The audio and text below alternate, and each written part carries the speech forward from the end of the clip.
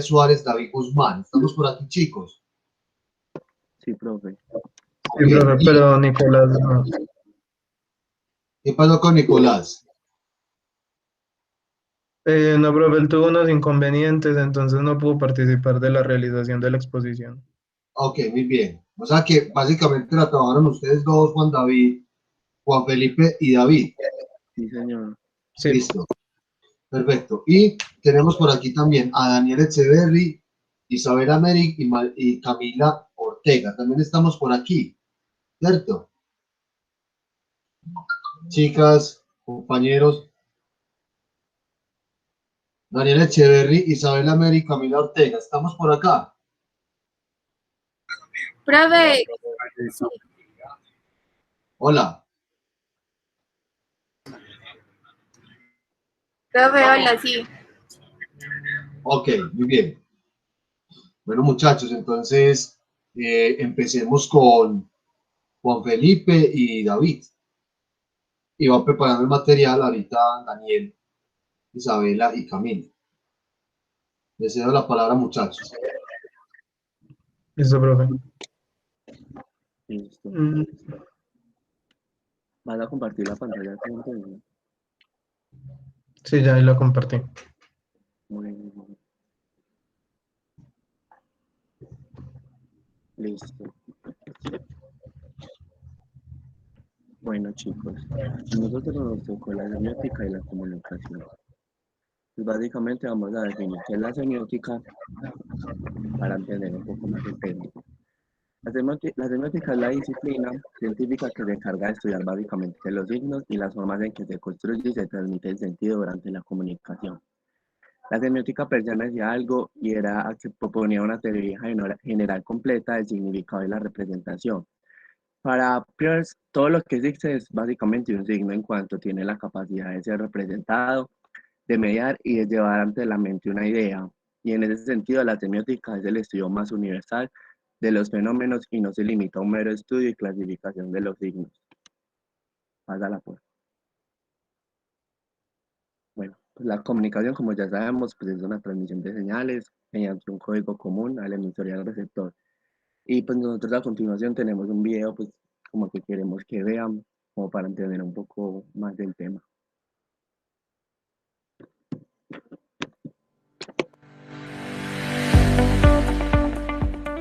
El día de hoy aprenderemos acerca de la semiótica visual y su implicación en nuestra vida diaria, así como su importancia y utilidad en la comunicación visual.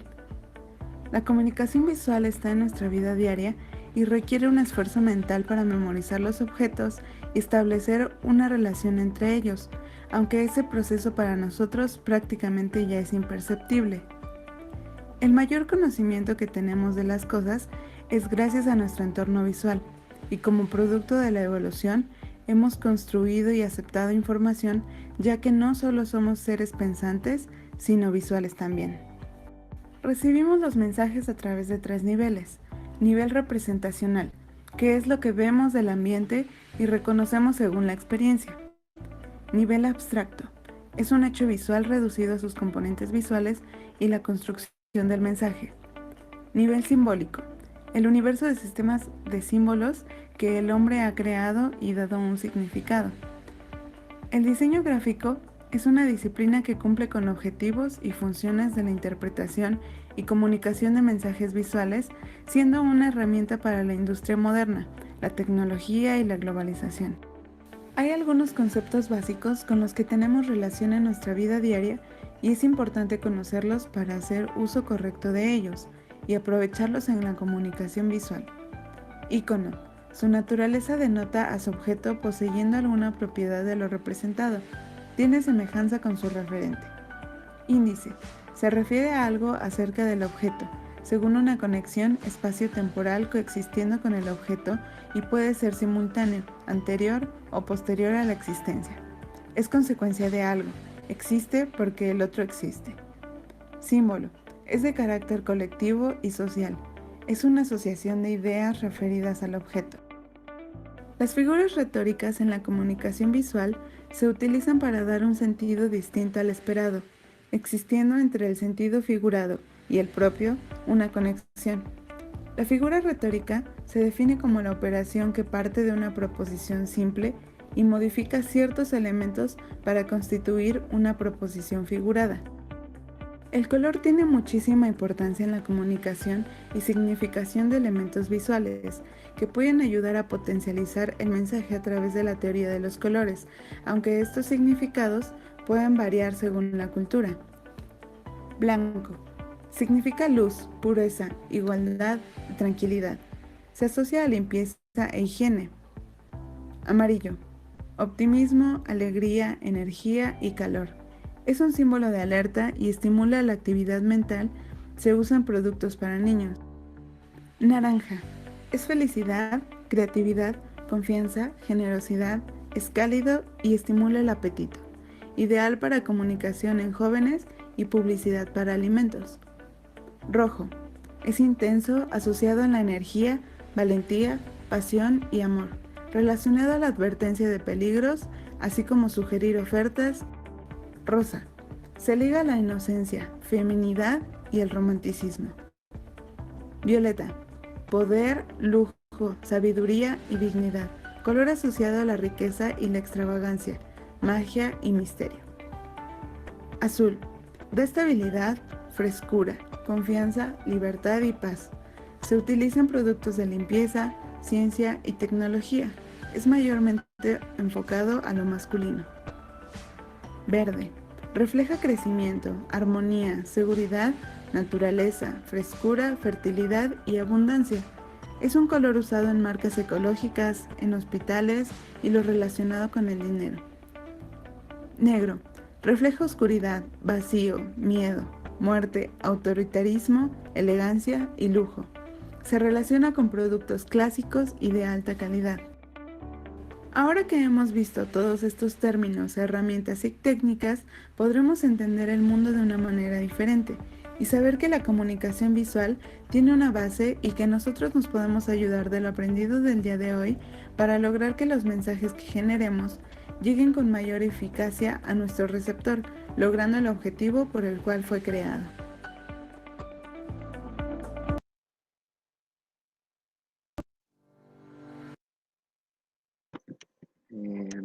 Listo.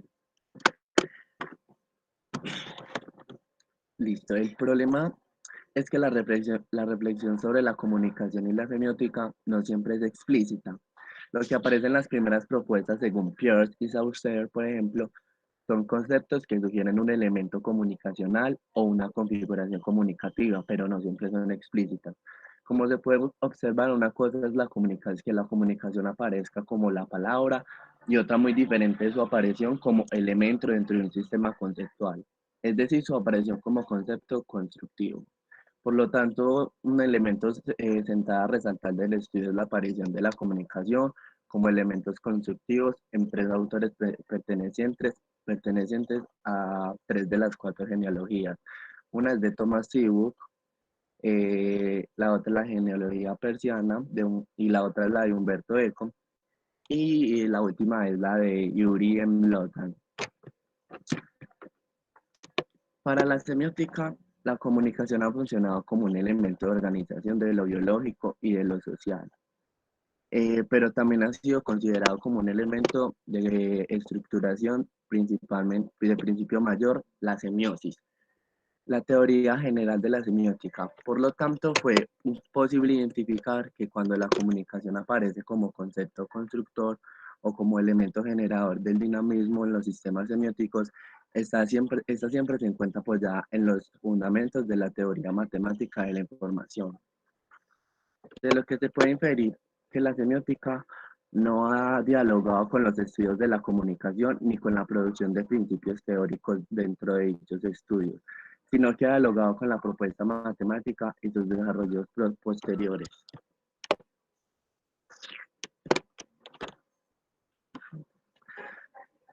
Como es el caso de la cibernética, por ejemplo. En un movimiento contemporáneo, la comunicación ha pasado al centro de la reflexión en el espacio semiótico. Por lo tanto, si la semiótica utilizaba la comunicación como elemento constructivo, la pregunta obligada es, ¿qué pasó con la semiótica en el campo académico de la comunicación? Sobre este punto se centran las siguientes líneas. En México la historia no ha sido muy diferente, pues tenemos un ejemplo en México que la semiótica ha tenido que ser reducida a un instrumento metodológico. En este mismo sentido, concita el interés en un balance reflexivo sobre la comunicación en México publicado en 2005. La semiótica que ha sido representada precisamente así como una metodología en las ciencias sociales, según Becerra en 2005.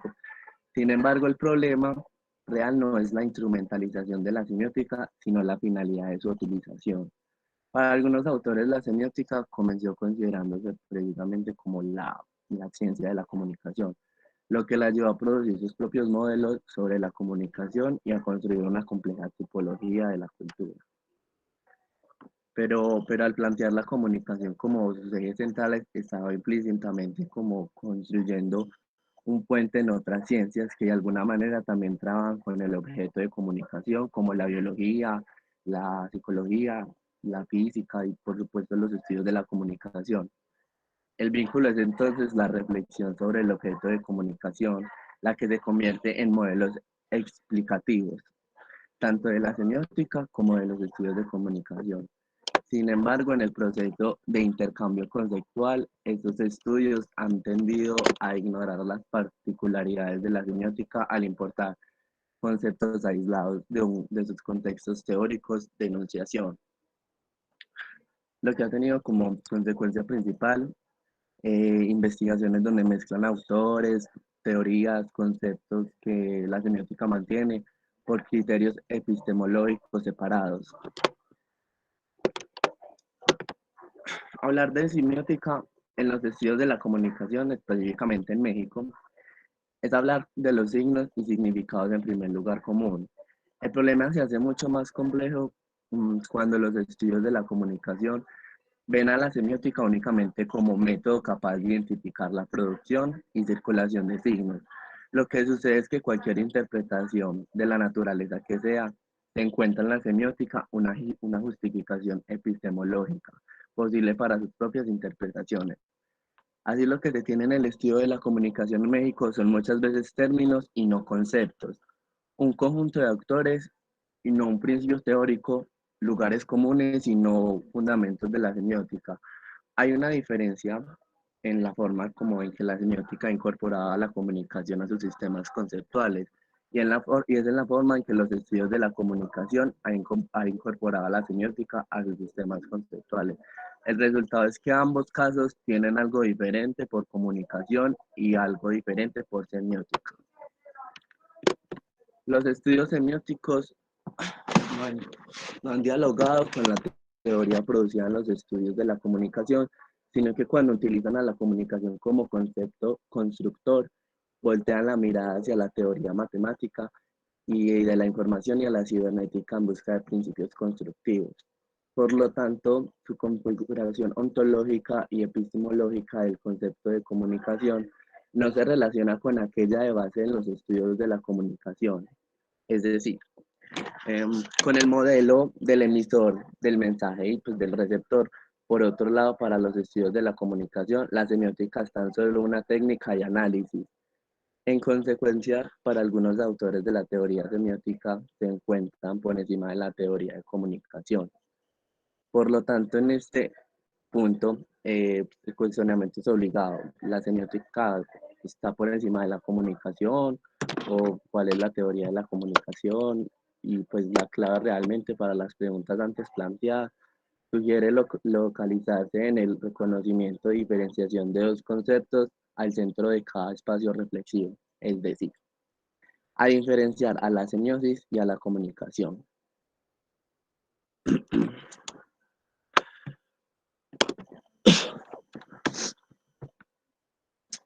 La discusión es fundamental en la biosemiótica. Una de las ramas de la semiótica contemporánea que ha puesto a la comunicación al centro de su programa de estudio y que proviene de la genealogía persiana. Con la entrada de la semiótica, la biología se hace evidente el problema que argumentamos. Primero, que la semiótica no ha dialogado con la producción teórica dentro de los estudios de la comunicación, sino que lo ha hecho con las propuestas informacionales. Y segundo, que sus principios teóricos pueden resultar complementarios para unas propuestas teóricas de la comunicación, pero no puede ser comprendidos como teorías de la comunicación en sí, y mucho menos como principios generales por encima de ellas. Sobre todo, pues, como se desarrollan los siguientes. Bueno, dentro de lo que estuvimos leyendo, hay un concepto que llamó mucho la atención y fue el de biosemiótica. Entonces, bueno, sobre todo lo de la biosemiótica ha plantado como un contexto general que incluyen no solo los organismos vivos, sino las formas simbólicas, sino cualquier materia capaz de llevar a cabo la relación semiótica básica. En esto, como lo pudimos ver en el video, está muy involucrada la teoría de los colores, porque yo hace poquito hice un curso sobre teoría del color y psicología del color, y lo que decía la profesora era justamente que las asociaciones que nosotros hacemos con los colores eran las cosas que nosotros podemos relacionar fácilmente en la naturaleza. Entonces, por ejemplo, nosotros lo café lo relacionamos de una con lo fétido, porque pues por la materia fecal, o lo verde lo relacionamos con la naturaleza, por las hojas, o el agua con la santidad por el agua bendita del bautizo. Entonces, esas relaciones que plantean desde la biosemiótica de los símbolos que uno conoce por decir la vida real, son bastante importantes dentro de la construcción de símbolos. Y ese contexto general es lo que se conoce como semiósfera, que es capaz inclusive de ponerse a sí misma en la relación semiótica de la representación cuando se trata, por ejemplo, de pequeños ecosistemas, o bien cuando se trata de generalidades globales como la biosfera del planeta. Más aún, al poseer una frontera y un espacio interior, la semiósfera delimita un sistema semiótico y sus elementos en el interior, al tiempo que hace posible la existencia de material extrasismético o que se encuentra en la frontera de la sistematicidad. Así que tiene el mismo tiempo de posibilidad de generar un cierto orden de los elementos fuera y dentro de ella, los cuales a su vez reproducirán el orden a través de las relaciones y establezcan con el resto de los elementos. Bueno, en esta cualidad de la semiósfera le permite establecer patrones de representación en cada organismo vivo, o sea, sistemas que son como eh, modelizados del mundo, o en términos semióticos, es lo que permite a cada organismo dar cuenta de su propio, como de su propio símbolo. Recordemos que los humanos, esto lo recuerdo mucho de una masterclass que hay de cine de Guillermo del Toro en YouTube, que la pueden buscar, y es que él dice que es imposible que el cine no sea simbólico, por el mero hecho de que los humanos somos simbólicos. Entonces, por más básica que sea una película, o una persona que no sepa nada de cine escribe una película, va a tener un sistema de símbolos por el mero hecho de que nosotros somos seres simbólicos. Bueno, entonces, con base como a lo anterior de la semiósfera, se establece como un nivel de reproducción semiótica y biológica. Y este nivel de reproducción semiótica y biológico se encuentra caracterizado por la capacidad de cada organismo de modelizar su entorno y a sí mismo. Pero reitero, cabe acá subrayar lo que les está diciendo Guillermo del Toro. Y de subsistir de una forma no física, y solo en el caso humano de producir modelizaciones sobre mundos inexistentes. Esta suerte de génesis semiótica puede ser leída en términos biosemióticos, dado que, como se ha dicho, cada especie produce y entiende determinados tipos de signos para los que ha sido programado biológicamente, los cuales van desde las muy simples, como los emitidos por el cuerpo, hasta las complejas y avanzadas estructuras simbólicas, como la palabra. Desde el punto de vista biosemiótico, la existencia de los signos permiten a cada especie convertir en signos su existencia, comunicar mensajes dentro de la misma especie y modelar información proveniente del mundo externo. Por lo tanto, lo que aquí se plantea es que hay una acción que es precisamente la comunicación, y el segundo elemento de un mismo proceso. Así que de la misma forma que se argumenta la evolución de sistemas semióticos y la evolución de sistemas vivos como dos aspectos de un mismo proceso, y a esto debe ser agregada la evolución de los sistemas comunicativos, que es el tercer elemento de la teoría constructiva que ya se les voy a mostrar. Esto es un esquema que tomé del documento que tomamos de referencia. Lo que aparece como tarea imprescindible para la semiótica de la comunicación es el desarrollo de los 3 niveles comunicativos análogos a los 3 niveles semióticos aquí presentados. Es decir, lo que aparece es un nuevo programa de investigación, el cual se encuentra organizado por 6 niveles, como los podemos ver representados uno a la izquierda y otro a la derecha.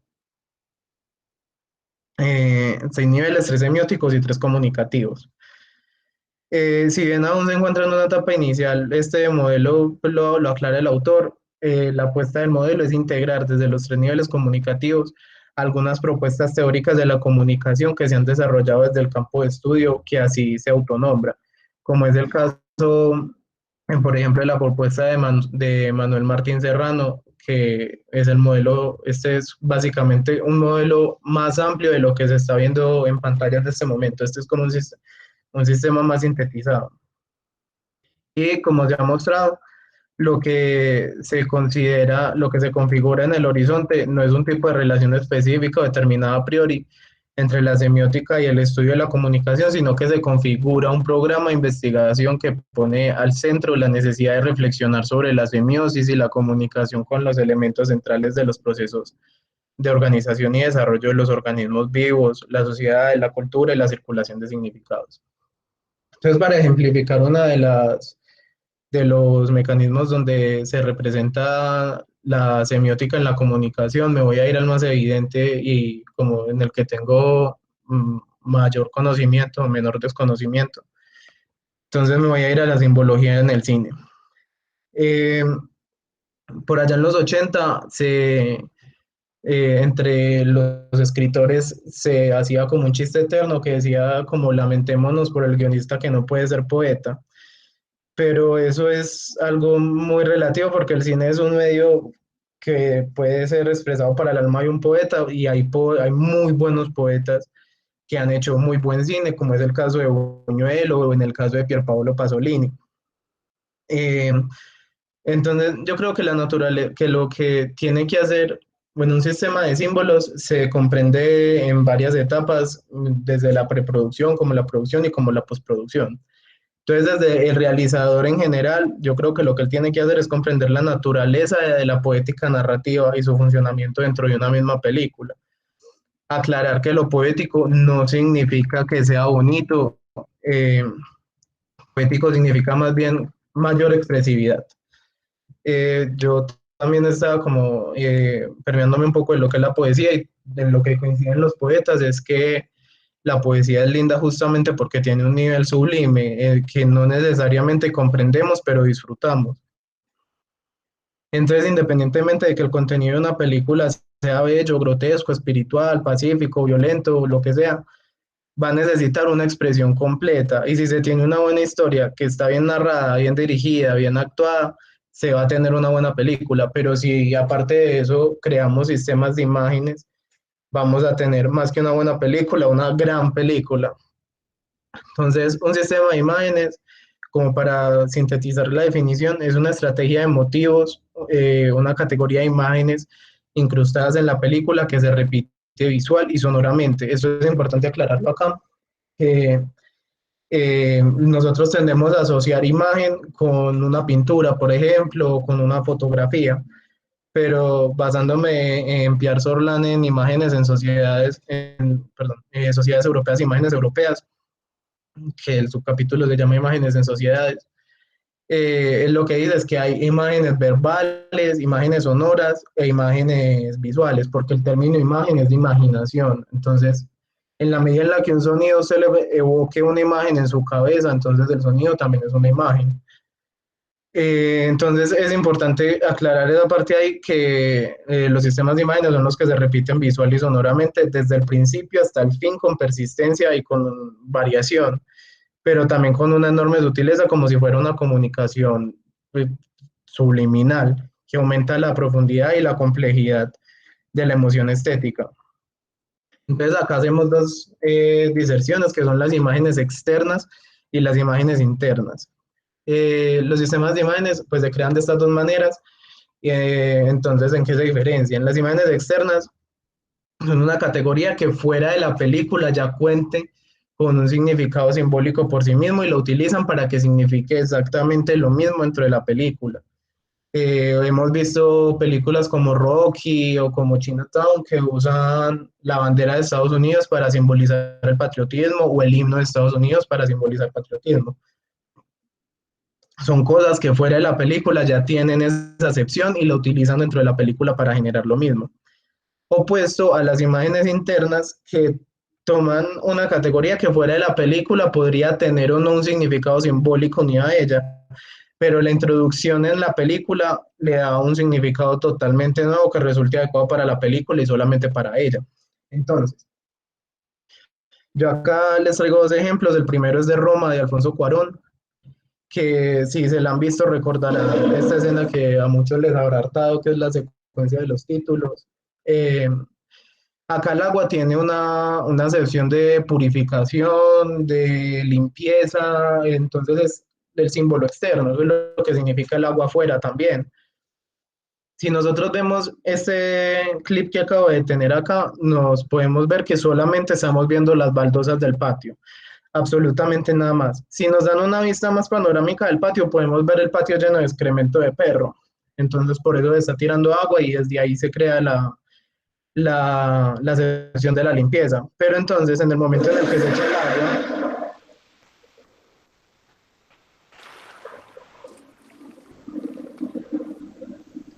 podemos ver que el agua es lo que conecta el suelo con el cielo. Entonces también tiene como esta acepción medio espiritual del agua bendita y del bautismo y de todas esas cosas. Este mismo símbolo del agua, si lo vemos en otra película como lo es Las Diabólicas de Henry George Clouseau, acá el agua tiene una acepción totalmente diferente y es que el agua siempre está estancada o tiene un muerto adentro, entonces tiene una acepción ya más diabólica casi. Casi que el agua es casi un símbolo de, como de, ¿cómo se dice? Como de predisposición al espectador para decirle como que se viene algo feo. Entonces, si nos vemos como este clip que ya está cerca al final, le voy a quitar el audio porque suena bastante duro. Eh, Podemos ver que del agua surge lo que evoca la muerte de la protagonista, que pues básicamente muere de un infarto al ver el marido que se supone que debería estar muerto y no lo está. Entonces, durante toda la película nosotros escuchamos un grifo goteando y eso es algo que de una le pone los pelos de punta al espectador. El agua se ve en una piscina que hay en ese colegio y es un agua estancada, llena de basura, llena de algas, y ahí es donde tiran el cadáver de este man. Entonces, se establece como esta diferencia entre las dos acepciones del agua. Hay símbolos dentro de las películas que funcionan dentro de sí mismos, como es el caso de Paris, Texas, de Wim Wenders, que si nosotros vemos este clip en particular, lo voy a volver un poquito. Acá. Entonces, como que a manera de contexto, estos dos son una pareja que estuvieron juntos hace tiempo, tuvieron un hijo y por cuestiones de la vida se separaron y ahora se reencuentran años después y están conversando mediante el teléfono que están viendo en pantalla en esta parte y los divide ese vidrio. Aquí hay un símbolo muy hermoso que es justamente este, en el que la cara del hombre encaja perfectamente, el reflejo de la cara del hombre encaja perfectamente en el de la mujer que está del otro lado del vidrio. Eso simboliza que ellos podrían ser uno y deberían ser uno, pero no lo son porque son dos y porque hay un vidrio dividiéndolos y porque ya tuvieron la oportunidad de estar juntos y no lo aprovecharon. Y por último, les tengo el referente de Doctor Strangelove de Stanley Kubrick, que aquí hay una acepción más farsesca y casi ridícula de lo que el director quería exponer, Y es que Stanley Kubrick quería un poco simbolizar una relación erótica que tienen los hombres con la guerra y con esas ganas de autodestruirse y de estar siempre en constante enfrentamiento bélico. Entonces hay un montón en la película, hay un montón de símbolos fálicos durante todo el argumento. Este es uno de ellos que podemos ver, este hombre siempre tiene un tabaco en la boca, como simbolizando como si tuviera un pene en la boca, o en el clip donde, si se ve en la película, póngale atención a eso, que cuando atacan la base militar donde está justamente este señor, la forma en la que agarran los fusiles evoca mucho la forma en la como si estuvieran agarrando un pene. Y bueno, la más famosa de la película es la típica explosión en forma de honguito que también evoca como puede ser la forma de un hongo, pero también la forma de un pene. Entonces, estos son justamente los símbolos que enriquecen tanto el relato de Doctor Strangelove.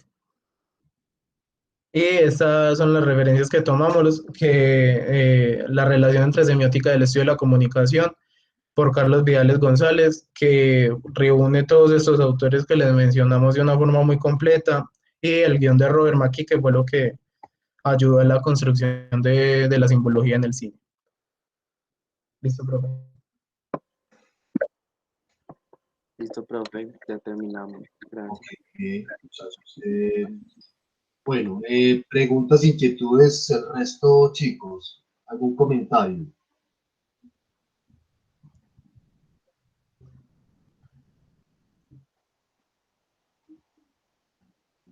El resto, ¿tienen alguna pregunta, algún comentario por realizar? ¿Alguna duda?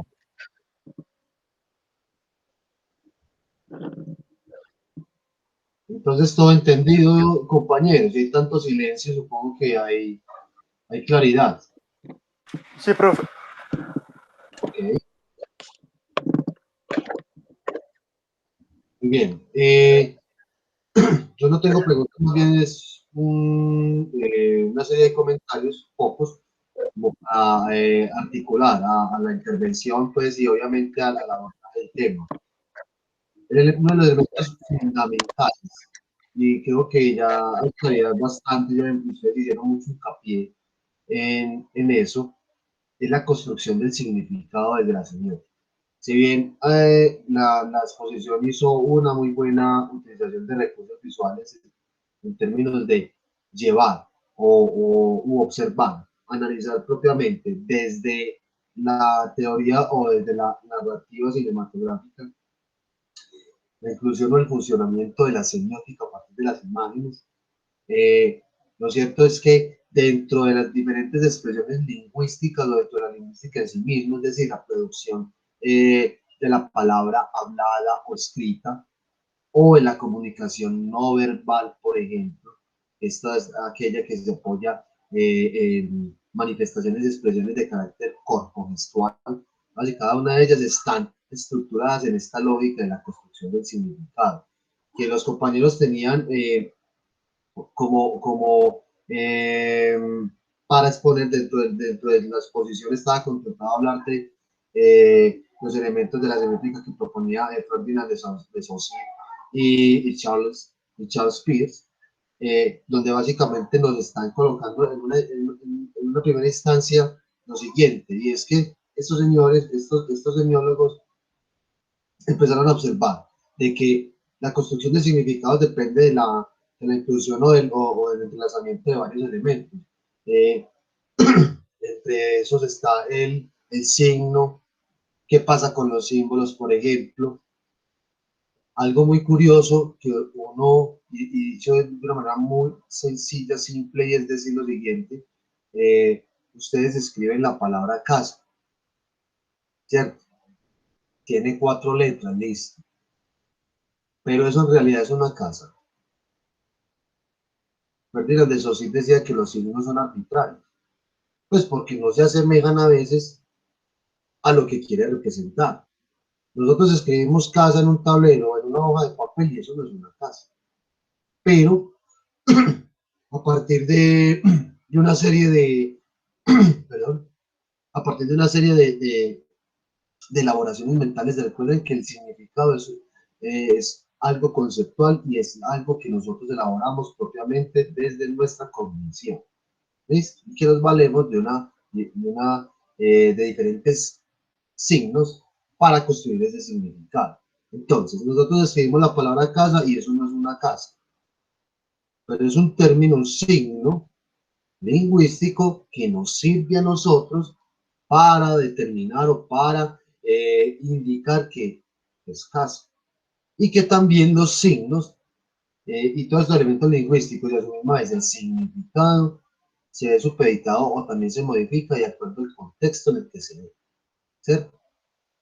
Entonces, esos contextos están atravesados por elementos sociales, culturales, políticos, entre otros.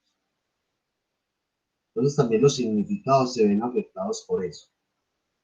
Entonces, este tema de la semiótica y la relación que tiene con la comunicación es fundamental para nosotros porque más adelante con algunas otras teorías y otros temas que nosotros vamos a ver van a sumar elementos de la semiótica que es importante desde luego entenderlos para que cuando abordemos esos temas tengamos como claridad frente a esto, ¿cierto? Y muy interesante ese análisis, también quería destacar eso, si bien ustedes lo hicieron desde el cine, sí, el cine, las narrativas cinematográficas son muy ricas en el empleo de diversos recursos de este tipo, y lo cierto es que también se necesita de un contexto desde las audiencias, desde los públicos, para poder comprender precisamente esos significados, algunos de ellos muy explícitos, otros mucho más implícitos,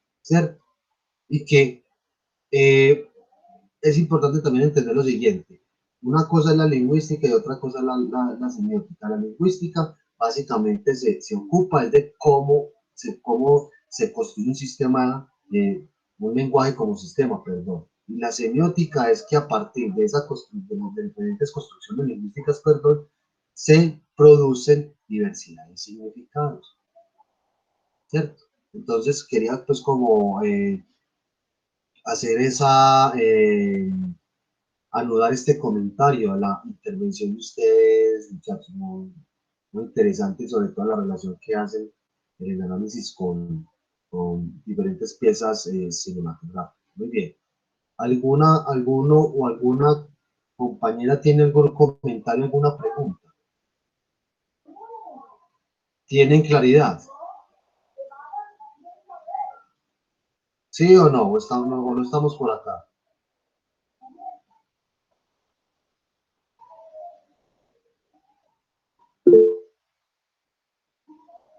Ok, don Wilmar, el resto, preguntas.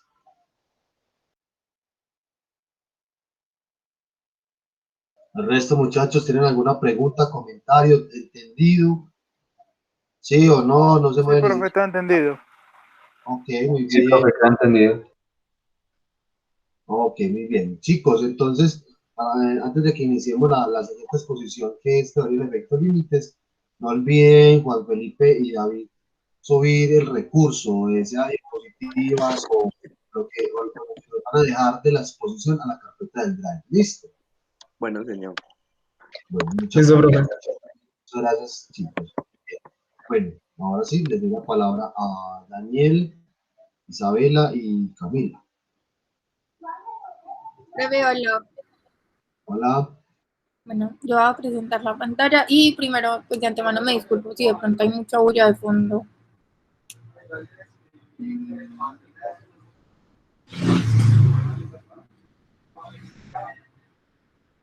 Profe, espérame un momentico que el computador me pide como 1000 permisos para poder compartir la pantalla.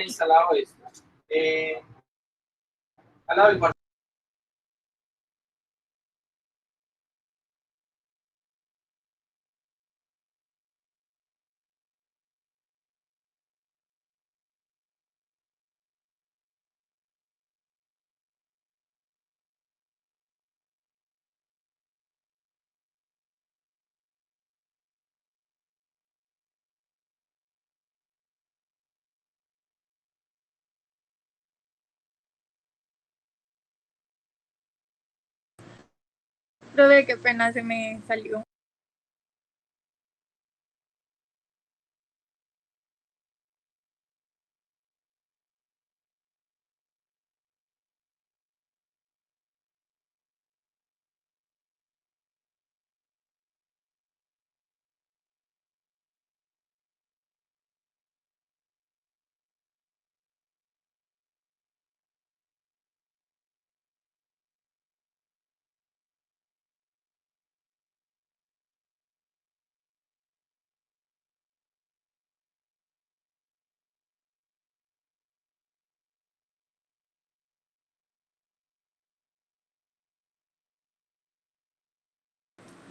Me dicen por favor si sí se está viendo bien la pantalla.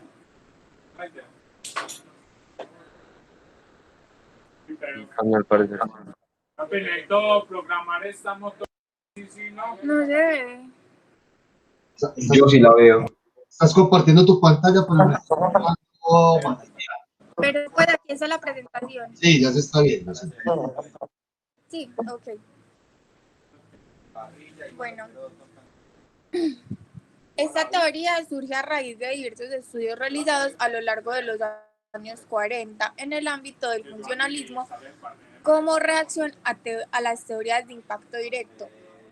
La teoría de los efectos limitados se propone investigar los efectos de los medios de comunicación sobre la audiencia con la ayuda de múltiples estudios de laboratorio que acaban constituyéndose en el elemento central de la teoría. Esta pretende ser un modelo teórico objetivo, por lo que se limita a cuantificar los datos a través de encuestas, ya sean de laboratorio o pues de campo. En cualquiera de los casos, se supone una evaluación del paradigma de Laswell, que es uno de los exponentes, que enseguida vamos a hablar de los exponentes de la teoría. Pues aunque el centro de discusiones teórico surge a partir de su esquema metodológico, las conclusiones a las que llegan los investigadores apoyados en los datos son divergentes. Según Clapper, no sé cómo se pronuncia, perdón, que realizó acertada síntesis de las principales características y realizaciones de la teoría de los efectos limitados, los efectos más de juicio como más importantes de la teoría son: primero, las comunicaciones de las masas no constituyen normalmente causa necesaria y suficiente de los efectos que producen sobre el público, sino que actúan dentro y a través de un conjunto de factores e influencias. Dos, los factores intermediarios son de tal naturaleza que convierten las comunicaciones de masas en agente cooperador, pero no en causa única. Los medios de comunicación contribuyen más a reforzar que a cambiar las opiniones ya existentes. 3. Los factores intermediarios, cuando son inoperantes, pueden favorecer el efecto directo de los medios y cuando actúan como refuerzo pueden favorecer el cambio. 4. La eficiencia de las comunicaciones se ve favorecida por una serie de aspectos relativos a los medios, comunicaciones y condiciones en que se desarrolla el proceso de la comunicación. Se trata de una investigación de tipo administrativo que se limita a través de una serie de efectos principales sobre la audiencia con el sustento de encuestas y que llega a conclusiones opuestas a través del impacto directo. Bueno, la eficiencia de los medios en cuanto a emisores de mensajes, particularmente de mensajes de propaganda, se ven revitalizadas, pues se ven mucho mejor. Se cuestiona también esta teoría el modelo emisor, mensaje, receptor en la relación entre la audiencia y los medios de comunicación. Dani. Bueno, pues voy a hablar como de lo que hizo que, pues, como que se fundara la teoría como tal. Lo que pasa es que se crea la radio y por los años 20, pues como dentro de la industria publicitaria, los anunciantes buscan como saber cuánta gente la escuchaba, pues cuál era el tipo de audiencia, y todo esto lo cogió Lasarfeld, que fue como el principal representante de esta teoría, y a partir de ahí empezó a hacer un estudio, pues con todo esto, que esto lo llevó como a irse por otro lado, que era el de las campañas electorales, porque la radio se volvió como el protagonista de la propaganda para las elecciones. Entonces, como que a partir de los años 40, sobre todo específicamente como en las elecciones del 42, pues de Estados Unidos, él se empezó a preguntar cuáles eran los factores que definían el voto, pues, de una persona. Entonces, a partir pues, de un estudio, como viendo a ver qué eran las cosas que, pues, que definían eso, eh, empezó a ver que como que no simplemente todo era pues como lo que dijeran los medios, sino que existían otras variables, como la situación socioeconómica, la religión, el lugar donde se había nacido. Entonces, pues como que ese tipo de decisiones se construyen más a partir pues como de las redes sociales que se forjan como en las relaciones con las familias, amigos, o como los líderes de opinión, que son como las personas que uno considera como de autoridad en cuanto a tomar ese tipo de decisiones. Y, y ya entonces pues sacó como que la conclusión de que los medios no eran omnipotentes, que para este tipo de cosas y pues y otras en cuanto a la comunicación, como que existían otras variables, y más adelante nos hablaría también de preferencia y repulsión, dejando claro como que la afinidad o el desprecio que uno tenga por ciertos valores relacionados con el candidato también influyen en este, como poniendo el ejemplo de cuánta gente vota, pues o deja de votar por un man, pues porque pertenece a una religión o porque piensa distinto, en fin. Y la teoría dejó también como tres principales funciones de los medios de comunicación, pues que entre los tres representantes más importantes las escribieron, que era como la de otorgar estatus, pues la primera función de los medios son otorgar estatus, que lo que hacen es darle prestigio, pues, y autoridad a los individuos que, pues, que son dueños de los medios. La otra es la imposición de normas sociales, porque ellos no hablan de masas, sino de grupos, pero a los medios de comunicación ser pues redundantemente masivos, pues tienen como la capacidad de establecer un poder como en las normas si quieren. Y la función de disfunción narcotizante, que ellos decían que pues como que los medios son el narcótico tan pues más fuerte que hay, pues como que tanto que pueden ser eficaces al punto que pues como que la persona no caiga en cuenta de que lo adormecen. Listo.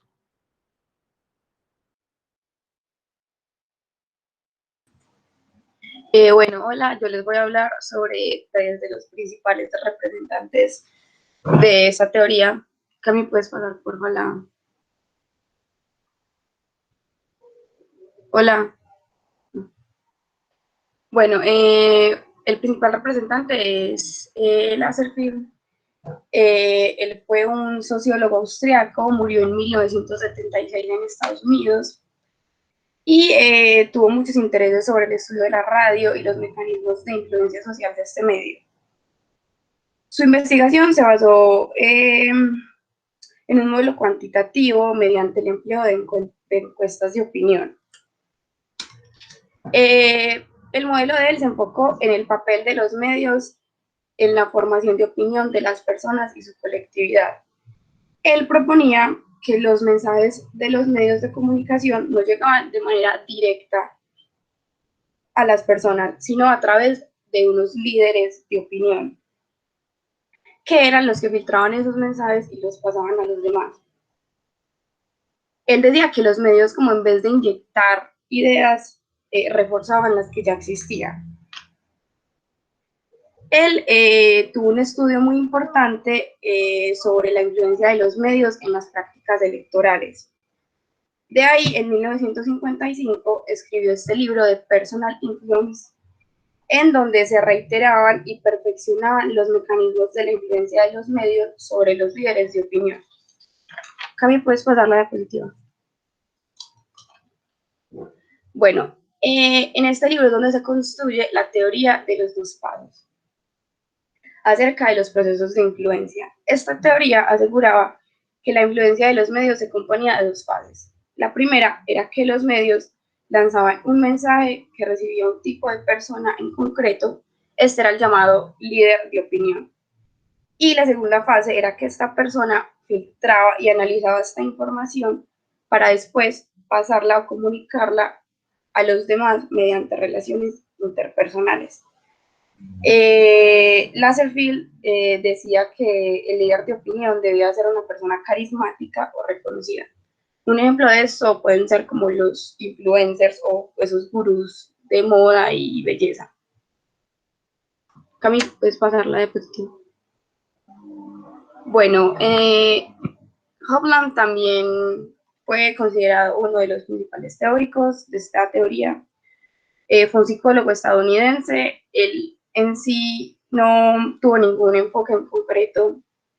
Se dedicó a la investigación en el campo de la persuasión, las dinámicas de grupos, la comunicación y el pensamiento.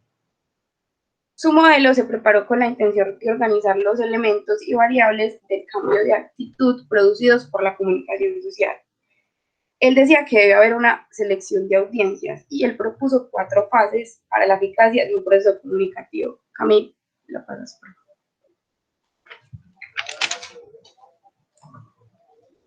El primero era que el comunicador transmitía. El segundo, los símbolos transmitidos. El tercero, los individuos que respondían. Y por último, la respuesta del receptor. Aquí él destacaba que el efecto del mensaje en el receptor y que los cambios de actitud se desprendían de un proceso que dependía de las circunstancias que rodearan al emisor y el receptor. Este modelo en sí no procuraba como mostrar el carácter dinámico de la comunicación, sino que decía que la comunicación podía ser estudiada mediante varios enfoques y que existían relaciones entre los mismos. Cami, ¿puedes pasar?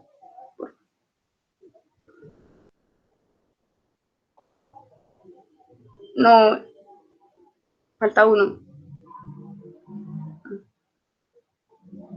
Bueno, y por último, Bernard Berelson, un sociólogo e investigador de política de población estadounidense, y su trabajo se relacionó mucho con la persuasión al espectador, y su pensamiento giraba en torno a la relación de los medios y la política. También, él también estuvo en el estudio electoral con Lasserfield y realizó un estudio sobre la dependencia del medio y las audiencias. Él quería determinar si existía un contacto emocional entre la audiencia y la prensa. Pero se puede decir que su trabajo más importante tuvo que ver con el análisis de contenidos. Esto fue una técnica que tenía por objetivo la descripción semántica de los mensajes de comunicación. Sistemática de los mensajes de comunicación. Bueno, a través del análisis de este modelo, se puede hacer una evaluación de los modelos de comunicación basados en 3 factores. Cami, ¿puedes pasar?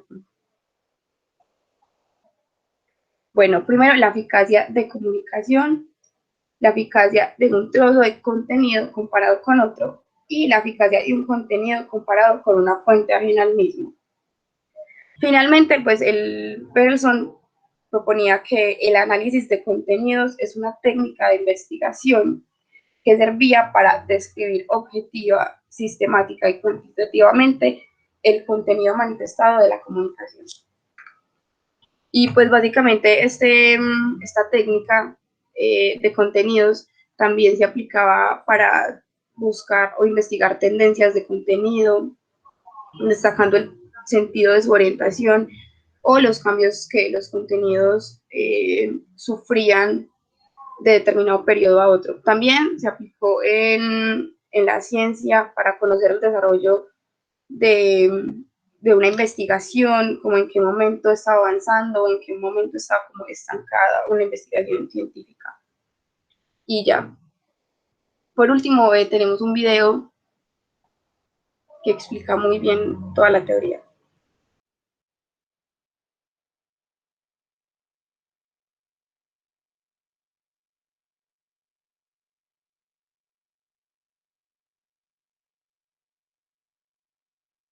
Me esperan un segundo, porfa, que a veces da lío para que empiece.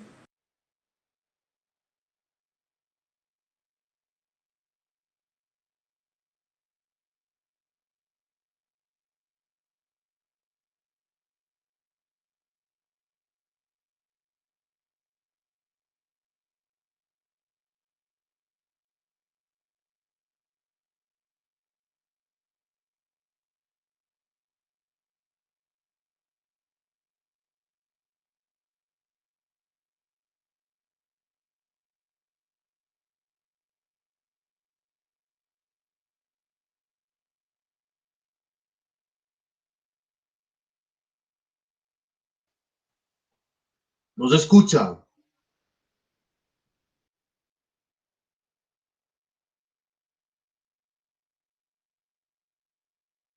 Si quieres me mandas el link. Yo lo reproduzco desde acá.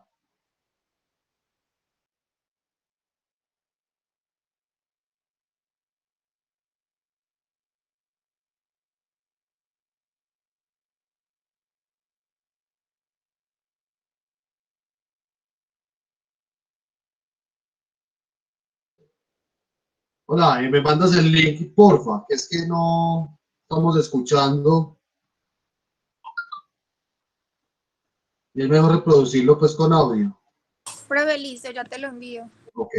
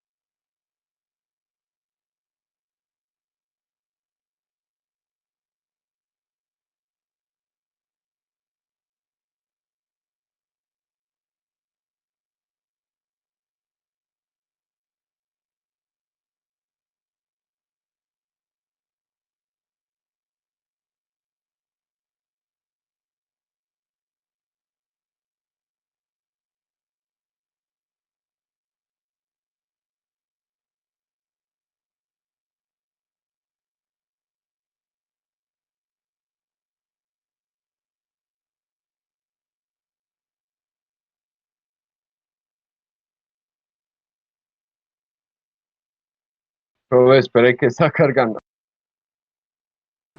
Profe, ya lo puse en el chat.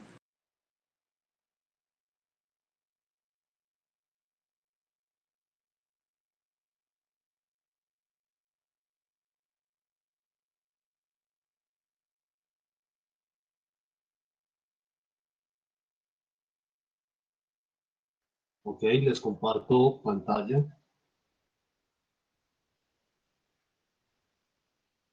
Estamos viendo pantalla. Sí, ¿me confirman por favor?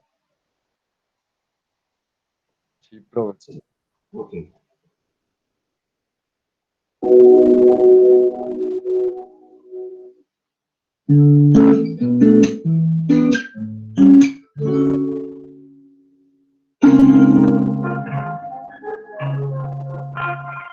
Como vimos en el video anterior, en las décadas de 1910 y 1920, predominó el paradigma de los medios todopoderosos, que defendía la idea de que los medios de comunicación tenían poderosos efectos directos en las audiencias, las cuales tenían poca capacidad para resistirse a esa influencia. Esta idea encaja en lo que se conoce como paradigma conductista y se basaba en la creencia lagrangiana de que la población reaccionaba como una masa homogénea ante los estímulos de la propaganda, sin un razonamiento de por medio. Es decir, los medios de comunicación inyectaban directamente información en los miembros de la audiencia generando un enorme poder persuasivo. Sin embargo, a finales de 1930, el enfoque de los efectos directos comenzó a perder vigencia debido al surgimiento de las investigaciones empíricas. Uno de estos trabajos llevó como nombre El pueblo elige y se realizó en las elecciones presidenciales de Estados Unidos de 1940. Investigadores como Paul Lazarsfeld y Bernard Pearson dirigieron ese estudio para evaluar el impacto de las campañas electorales en los votantes de Erie County, en Ohio, Estados Unidos. Se centraron en analizar cómo las personas de distintas edades, clase social y nivel educativo seleccionaban las informaciones que recibían de los medios de comunicación durante el proceso electoral. Los resultados demostraron que entre los mensajes que emiten los medios de comunicación y el público que los recibe, existen otras variables que limitan los efectos de los medios sobre las audiencias. Esta idea se oponía radicalmente a la tesis de la aguja hipodérmica. Durante esos mismos años, cobró fuerza el cognitivismo como paradigma, y desde la comunicación de masas emergieron preguntas sobre cómo los mensajes podrían afectar las estructuras cognitivas de las personas. Así, el concepto de instinto fue dejado de lado y surgió un nuevo concepto teórico que por muchos años se posicionó como una idea dominante, que resaltaba que las personas adquieren características que los diferencian de otros gracias al aprendizaje.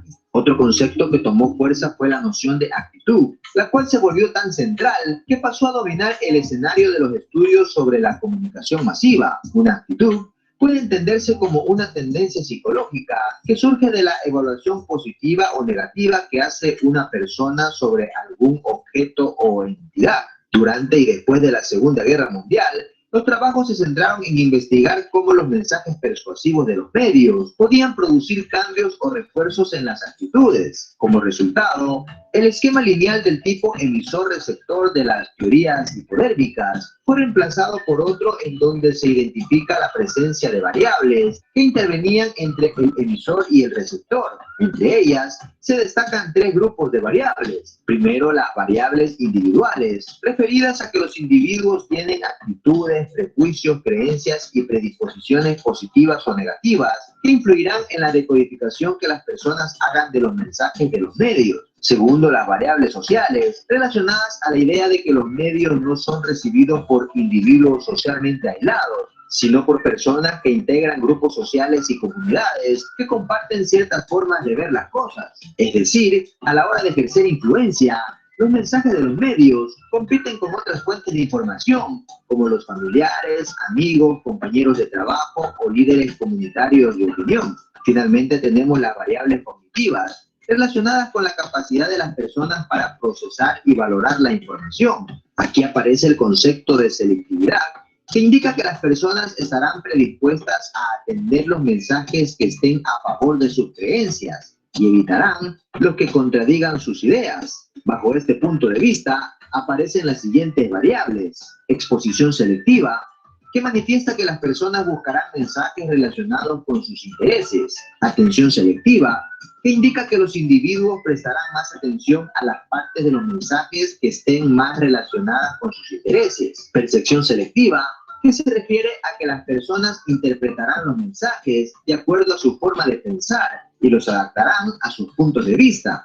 Y finalmente, memoria selectiva, que indica que las personas tratarán de recordar solo lo que más les interesa. Bajo las ideas anteriores, la tesis de los efectos mínimos o efectos limitados sostuvo que los medios ejercían una pobre o casi nula incidencia sobre los comportamientos y que en el mejor de los casos se limitarían a reforzar actitudes y posiciones previas de cada individuo mediante la atención y exposición selectiva. Al respecto, el investigador Joseph Kepler revisó los resultados de las investigaciones desarrolladas entre 1940 y 1960 y concluyó que los medios no producen conversiones de actitud, sino el refuerzo de predisposiciones anteriores, y que cuando la comunicación mediática propicia algún cambio es porque intervino otro factor que lo promovió. Un ejemplo de lo anterior puede ser cuando un simpatizante de un político es despedido de su trabajo por disposición de ese político, lo cual puede provocar un resentimiento que, sumado a los mensajes mediáticos contra ese político, puede potenciar un cambio de actitud frente a ese político. Finalmente, también cobró fuerza la idea de que ciertas personas dentro de los grupos sociales son más propensas a expresar abiertamente sus opiniones y a influir sobre los demás miembros. Así, la información proveniente de los medios de comunicación es recibida y retransmitida por los líderes de opinión a los miembros del grupo, lo cual tendrá mayor impacto en las ideas de esos miembros que el que pueda ejercer la información mediática. Esta es la base de la llamada teoría del flujo de comunicación de dos pasos que veremos en la siguiente clase. Nos vemos. Esto muy bien. Profe, ya eso sería todo. Muchas gracias. Ok. Bueno, ¿alguna pregunta, alguna inquietud, muchachos, algún comentario?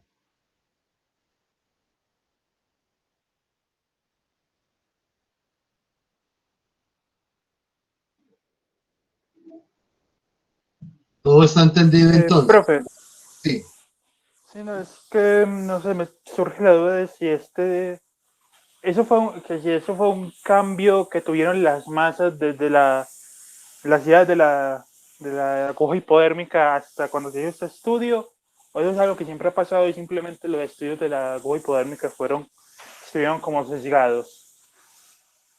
Ok, Juan Manuel. No, ellos como que lo refutaron, lo de la aguja hipodérmica. Pues ellos decían que las ideas no se inyectaban directamente, sino indirectamente a través ¿cómo se llama lo que yo dije ahorita? De los líderes de opinión. Entonces la teoría de la aguja hipodérmica estuvo equivocada. Es que esta teoría, según pues lo que yo leí, se hizo por adherirlo como para corregir la teoría de la que tú estás hablando.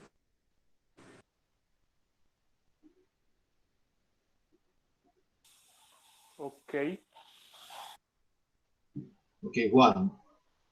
¿Quién más tiene alguna pregunta, algún comentario? Muchachos, preguntas, comentarios, opiniones. De resto, entonces, ¿entendieron?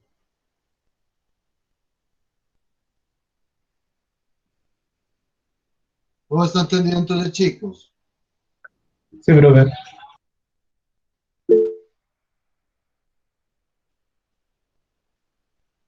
Ok, muy bien, listo, chicas.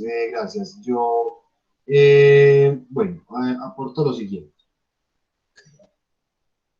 Miren la época y el contexto en el que se dio la teoría de los efectos límites o teoría de los efectos limitados. Se conoce con ambos nombres, que básicamente se le acuñó o que el investigador o teórico que más sobresale dentro de estos estudios es Paul Lassner.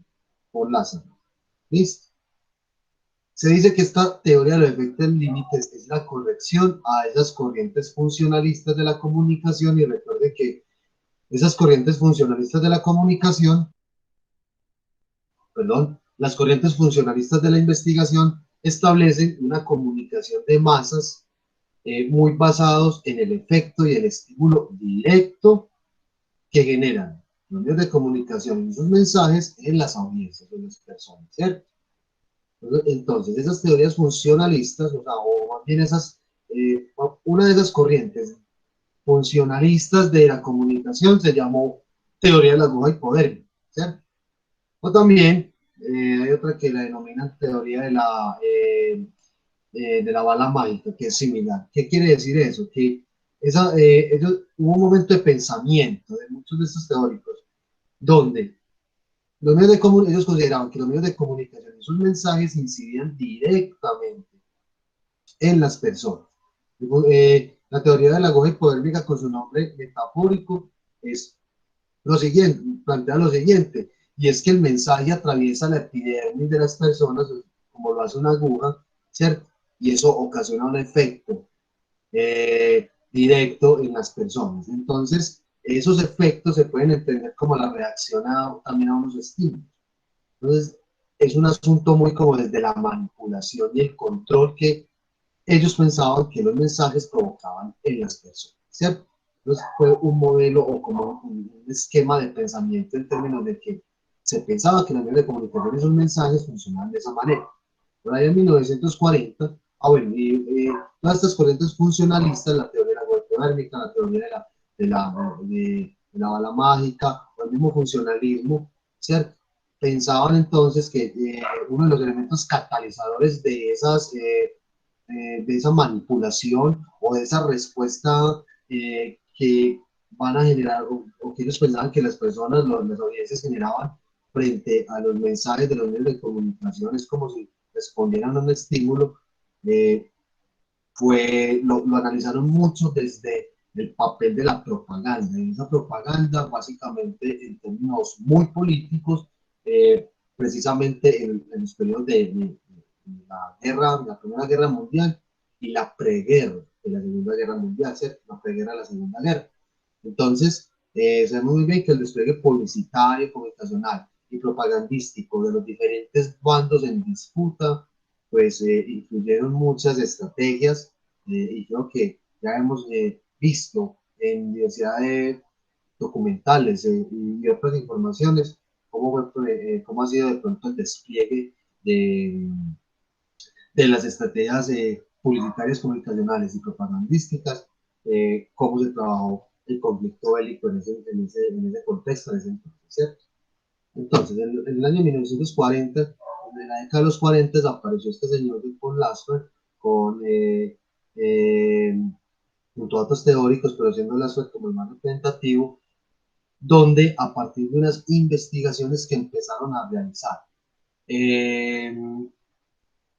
analizando el comportamiento electoral de las personas, las elecciones presidenciales de Roosevelt, por allá a partir de los 40, los 30 y 40, bueno, no solamente fueron esas elecciones, tuvieron una serie analizaron el comportamiento electoral de las últimas elecciones de esas épocas, y ellos determinaron lo siguiente, sobre todo por Lasker, y es que los efectos de los medios de comunicación son limitados.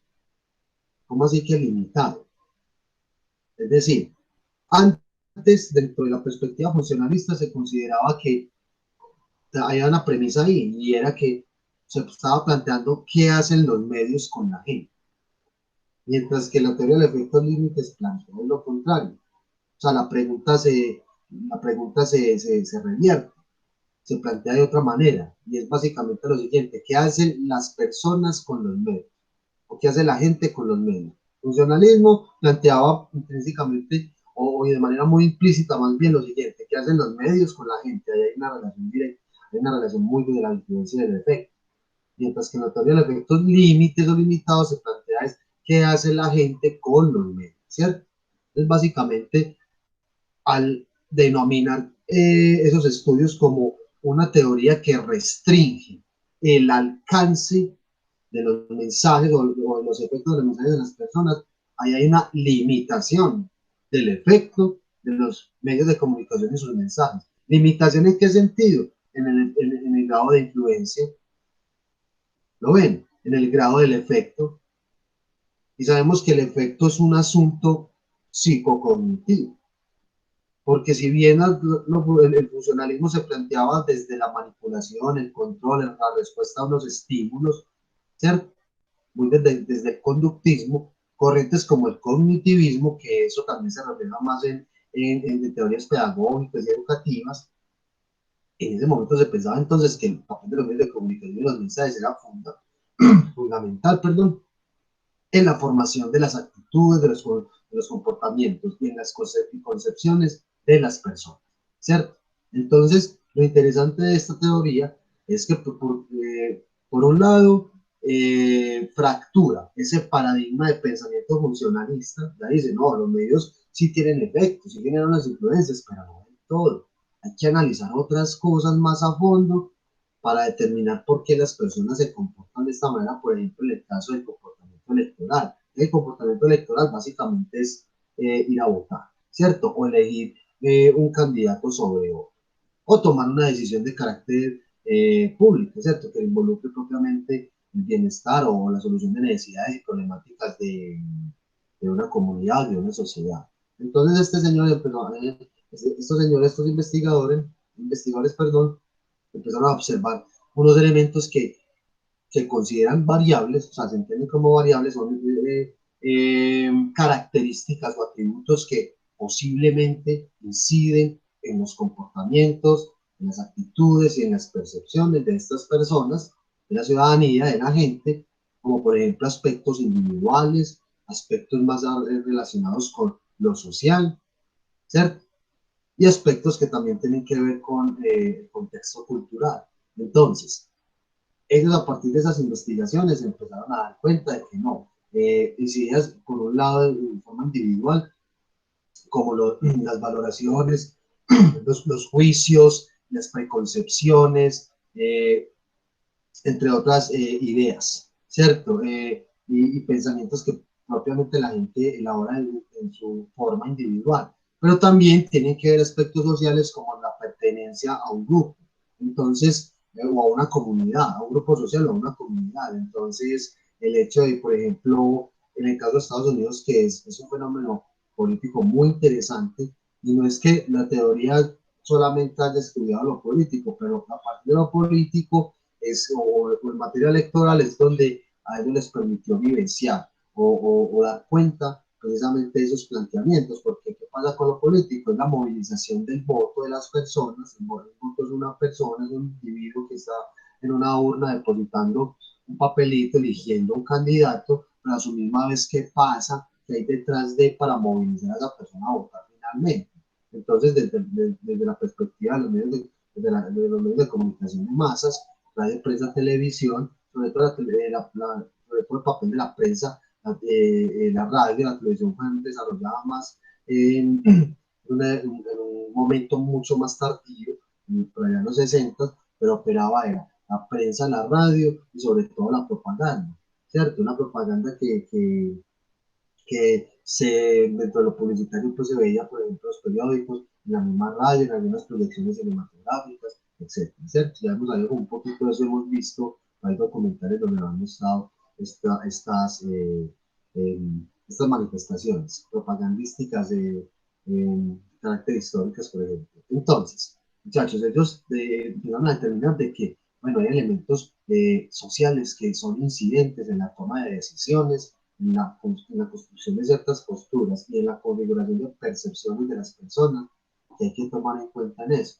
Y que desde ahí se puede entender por qué las personas se comportan de cierta manera, por qué pueden eligen a un candidato en particular o pueden cambiar su intencionalidad de voto, ¿cierto?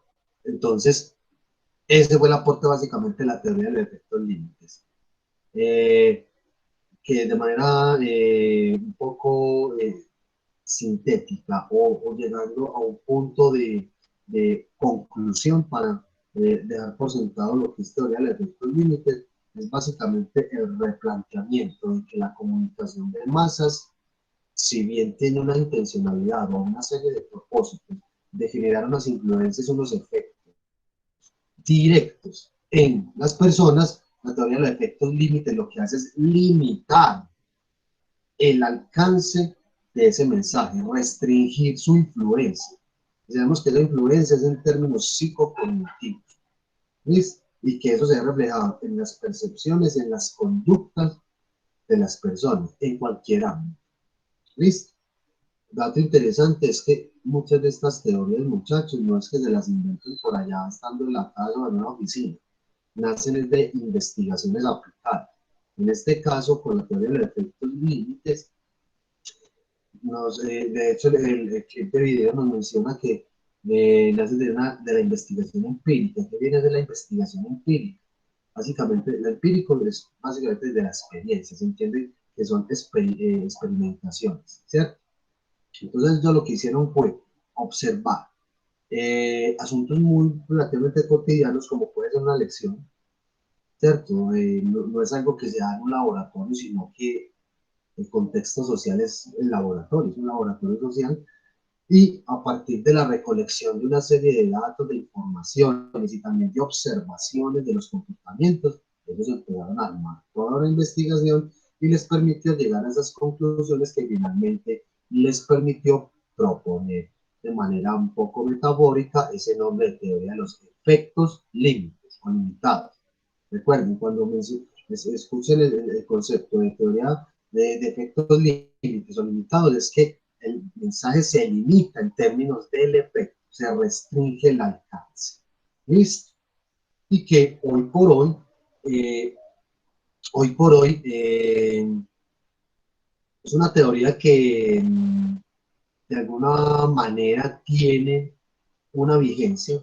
Los contextos, muchachos, recuerden que las teorías pierden vigencia o relevancia o vigor de acuerdo a los contextos y a las dinámicas que se den dentro de ciertos contextos, puede ser lo social, lo político, lo cultural, lo económico, lo educativo, entre otros. Sin embargo, podemos ver como ciertos residuos o ciertas relaciones tardías o ciertos efectos tardíos de eso.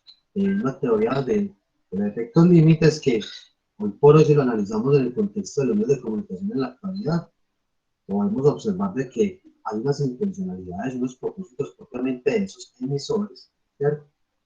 Esos medios de comunicación en el sentido que muchos mensajes pues, tienden a generar ciertos efectos, pero en relación a las audiencias o los receptores finales pasan otras cosas, ¿cierto?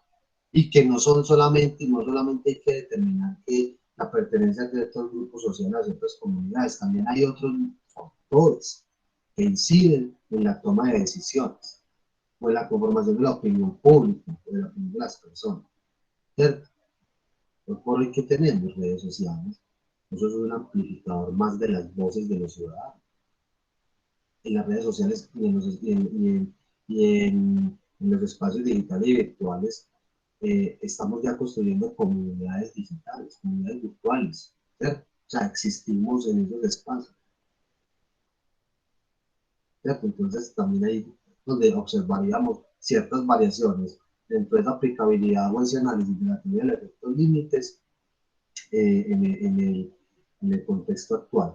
Y ya para terminar, la teoría de los efectos límites y la exposición mencionaron una teoría que llama two-step flow o teoría de los dos pasos o pisos. Esa es una teoría que vamos a trabajar en teoría de la recepción y asoma un elemento fundamental acá. Recuerden que la teoría de los efectos límites está analizando o pone mucho énfasis como en las características del contexto o del entorno social de los individuos, de ese contexto, ese entorno social donde están insertos los individuos. Es decir, como para determinar el grado de la influencia de los efectos que generan las personas sobre uno, al pertenecer a una comunidad, a un grupo social, etc.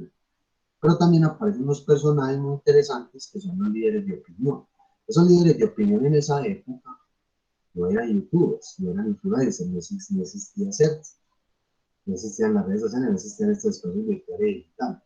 Pero esos líderes de opinión son individuos que son capaces de movilizar la opinión de una masa, una gran cantidad de personas, y que esos líderes de opinión también tenían un liderazgo, por eso esos líderes de opinión generaban una representación de la opinión y que básicamente también eran catalizadores de los mensajes que los medios de comunicación pues emitían. Entonces un líder de opinión era, por ejemplo, el político. Un líder de opinión es el pastor de una iglesia o un cura, ¿cierto?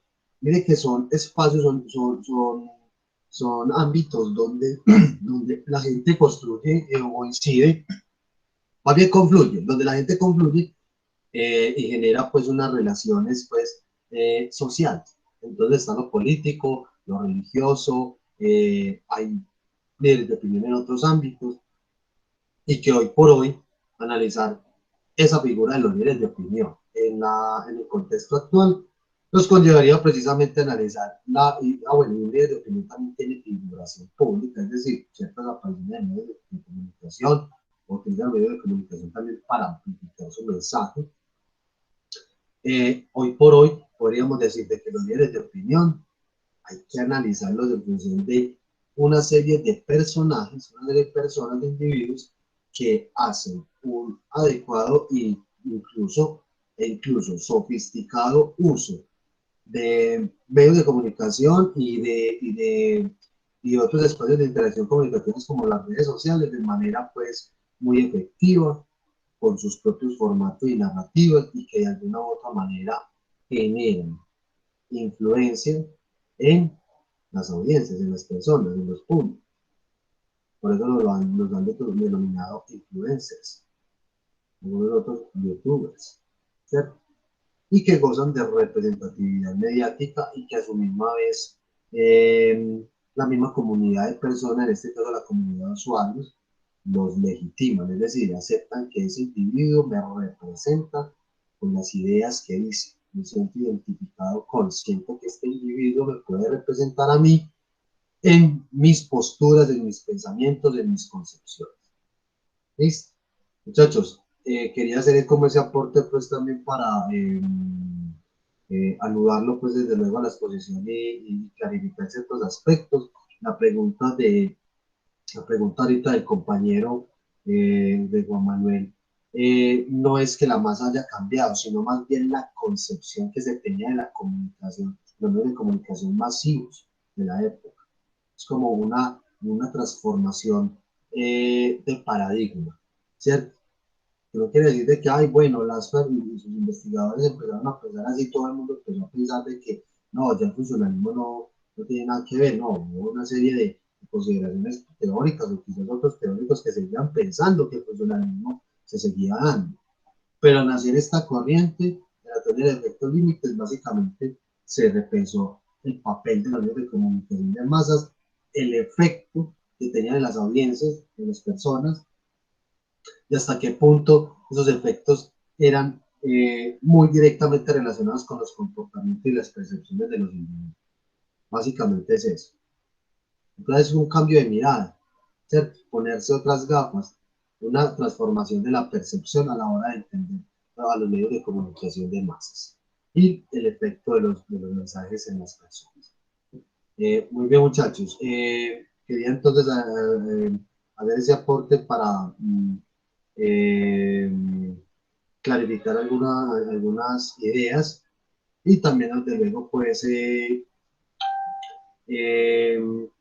que tengamos claridad pues, sobre lo que nos propone la teoría de los efectos límites. Expositoras, algo se me escapa dentro de mis apreciaciones, de mi aporte. El resto entendieron. ¿Sí? Sí, profe, todo claro, muchas gracias. Sí, profe, todo claro. Ok, muy bien. ¿Alguna pregunta, alguna inquietud final? Bueno, muy bien. Bueno, muchachos, recuerden que el foro está hasta hoy. ¿Han tenido alguna dificultad, alguna duda? ¿Cómo van con el foro? ¿Sí? Sí, profe, a mí me decía que, pues, que ya no se podía publicar. A mí también, yo también te iba a decir eso porque aparecía como que se podía solo hasta, pues como el mismo día que lo pusiste, como que tenía que ser ese día. El 9 de abril. Algo así. Yo les dije a ustedes que ese es un mensaje que aparece por el virtual, pero eso no es incidente a la hora de participar. Ustedes participan y ya. Pues, pero es que ahí aparecen dos foros y es el segundo, pero eso no deja, o sea, no deja escribir porque dice que está como expirado. Pues. Pero es que no es el segundo, es el primero.